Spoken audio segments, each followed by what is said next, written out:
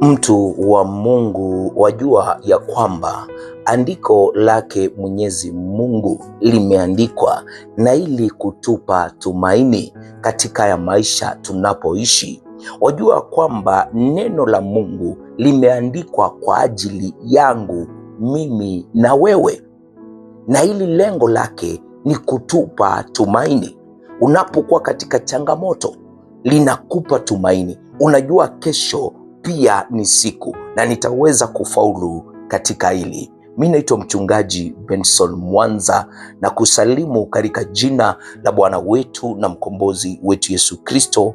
Ujambo, Bwana Yesu asifiwe, na karibu sana katika neno lake Mwenyezi Mungu siku hii ya leo, na ninasoma katika kitabu cha Warumi 15 mstari wa 4, na Biblia inasema, kwa kuwa yote yaliyotangulia kuandikwa yaliandikwa ili kutufundisha sisi, ili kwa saburi na faraja ya maandiko tupate kuwa na tumaini. Baba, nena nasi kupitia hili neno.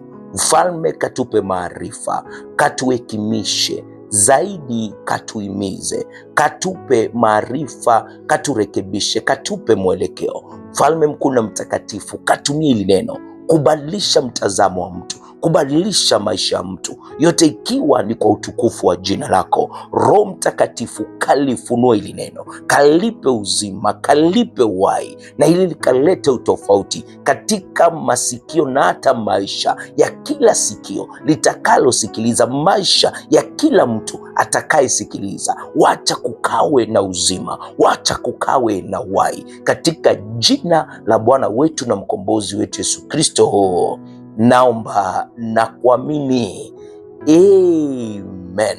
Ni neno lake Mwenyezi Mungu, na mahala tumesoma ni Mtume Paulo anakuwa anaandika, na Mtume Paulo hapa anaandika kwa Wakristo waliokuwa pale Rumi ama Waroma, na hivyo walikuwa wanapitia changamoto, na Paulo anakuwa anawaandikia hichi kitabu hapa katika Warumi 15, na Paulo lengo lake ni kuwahimiza. Alitaka kuwahimiza kwa sababu alikuwa anapitia changamoto tofauti za kitamaduni, Wayahudi na watu wa mataifa, mateso na mashaka ya kijamii. Haya ndio mambo waliokuwa wanayapitia, na hivyo mara tumesoma ni Paulo anakuwa anaandika, na anaandikia Wakristo waliokuwa katika hili jiji la Roma.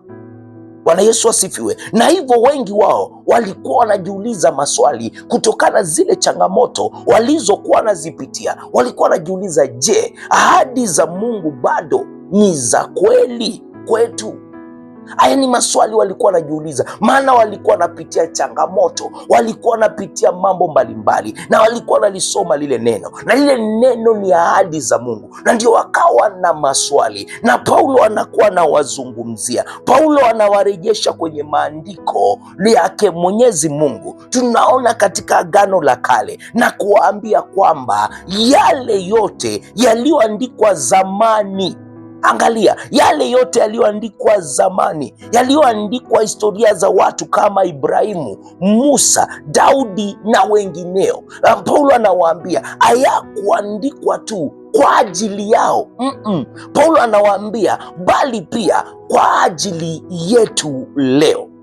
Na hivyo Paulo anakuwa anawahimiza, ni ujumbe wa kuwahimiza hawa waumini, hawa Wakristo katika hili jiji la Roma. Walikuwa wanakata tamaa kwamba maandiko ya Mungu na watu wa kale ni ushahidi kwamba Mungu bado anafanya kazi, na hiyo wanapaswa kuendelea kuwa na subra, wanapaswa kuendelea kuwa na faraja na zaidi tumaini. Hili ndio lengo la Paulo anapokuwa anaandika ili andiko, anapokuwa anaandika ili kanisa lililokuwa pale jiji la Roma. Na hivyo siku ya leo Paulo anatuita, Paulo kupitia ili haya maandiko, Mungu anazungumza na sisi, na hivyo anatuita tutumie maandiko kama chanzo cha nguvu ya kila siku.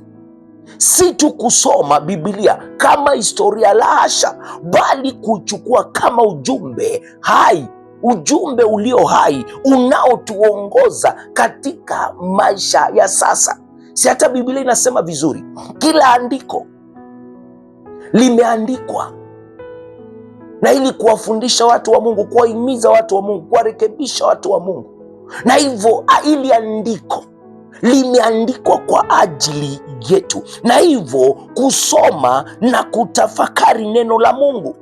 Tunapopitia changamoto, maandiko yanatufundisha kuwa na subra, kutoacha haraka, tuvumilie, tuwe na subra. Tunapovunjika moyo, yanatupa faraja kwa kutukumbusha kuwa Mungu yupo pamoja nasi. Angalia, tunapochanganyikiwa au kukata tamaa, yanaturudisha tumaini kwamba Mungu bado anatimiza ahadi zake.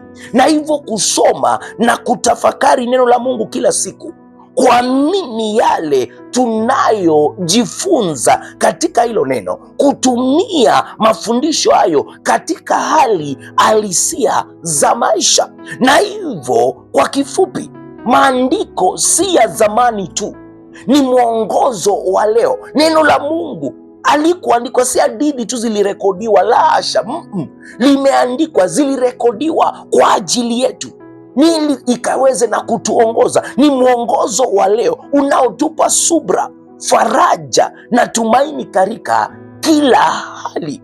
Unaposoma maandiko, unachukua faraja iliyomo ili ikupe tumaini na nguvu ya kuishi. Ukisikiliza kwa makini, unaposoma kuhusiana na Daudi akisema, jitu unalokabiliana nalo linaonekana kubwa. Wakati anapopigana na Goliathi, jitu unalokabiliana nalo, hiyo changamoto unayokabiliana nalo, unaposoma kuhusiana na Daudi, unaona vizuri Mungu wetu ni mkuu zaidi wa hilo jitu. Mungu wetu ni mkuu zaidi ya Goliath. Mungu wetu ni mkuu zaidi ya hiyo changamoto unayopitia, na hivyo unaweza ukashinda katika jina la Bwana wa majeshi. Unaposoma Daudi, hata jinsi alizungumza, unapata nguvu. Unapoangalia Gideoni akisema, ujisikii kufaa, wewe haufai, umejaa hofu na umejificha. Angalia, anakuwa amejificha. Angalia, anasema nimepitia hayo. Gideoni anakuwa anatuambia hata mimi niliyapitia hayo, maana yale maandiko yaliandikwa kwa ajili yetu. Anasema hata mimi nimeyapitia hayo, nimejificha, ninajiona sifai, mimi nimekuwa hivi na vile. Lakini angalia, Gideoni anasema nilikuwa papo hapo, Mungu nimepitia hapo. Mungu anasema una kile kinachohitajika, una kile kinachohitajika. Wewe ni shujaa hodari. Angalia vile Mungu anamwambia, wewe ni shujaa hodari, simama. Na hivyo tunaposoma haya maandiko ni ya kutuhimiza. Angalia Yusufu, unaposikiliza neno la Mungu na unasoma neno la Mungu, atakwambia, ndugu zangu waliniuza utumwani, nilifungwa gerezani bila hatia na nikateseka kwa miaka 13 kabla sijaingia kwenye kusudi langu. Na hivyo Mungu anafanya mambo yote kwa faida yako. Mtumaini hata usipoelewa. Bwana Yesu asifiwe. Lazaro, unaposoma kuhusiana na Lazaro, atasema nilikuwa nimekufa na nimefungwa sanda. Yesu anaweza kufufua ndoto iliyokufa, ndoa iliyokufa, kile kinachoonekana kimekufa katika afya yako, fedha zako au akili yako.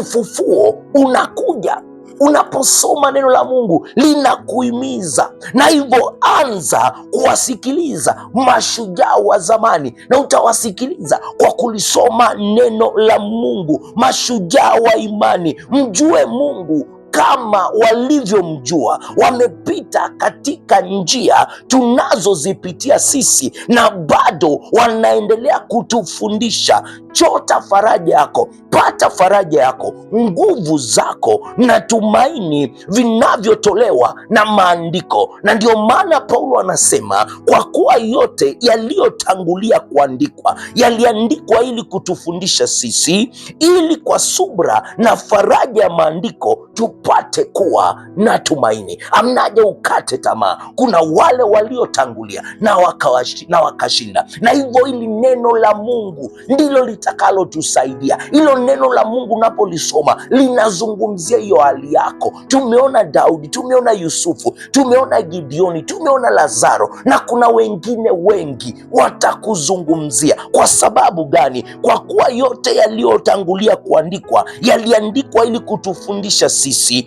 ili kwa subra na faraja na maandiko tupate kuwa na tumaini. Baba, ni asante kwa kunena nasi siku ya leo kupitia andiko lako. Ni asante kwa kutupa tumaini, ni asante kwa kutupa mwelekeo, ni asante kwa kutupa nguvu upya. Mfalme mkuu na mtakatifu, ni asante kwa kunena nasi kupitia hili neno lako. Mfalme, wewe uketie juu zaidi, unastahili sifa zote na utukufu. Baba, ni asante kwa kutukumbusha, ni asante kwa kutupa mwelekeo, ni asante kwa tumaini. Titwalie sifa na utukufu wote katika jina la Bwana wetu na mkombozi wetu Yesu Kristo naomba na kuamini, amen. Asante sana kwa kulitazama hili neno lake Mwenyezi Mungu. Mungu akubariki, Mungu akuzidishe. Mimi naitwa mchungaji Benson Mwanza, na hivyo nyakati zote nimekuwa baraka kwako. Haya madhabahu yamekuwa ya baraka. Unaweza ukamtolea Mungu sadaka zako, unaweza ukasapoti huduma kupitia M-Pesa line yangu, ambao pia unaweza ukanipigia, unaweza ukanitumia ujumbe mfupi SMS na pia WhatsApp, ukiwa popote pale ulipo duniani. Ni 0792593648 0792593648. Ukiwa nje ya Kenya +254-792-593648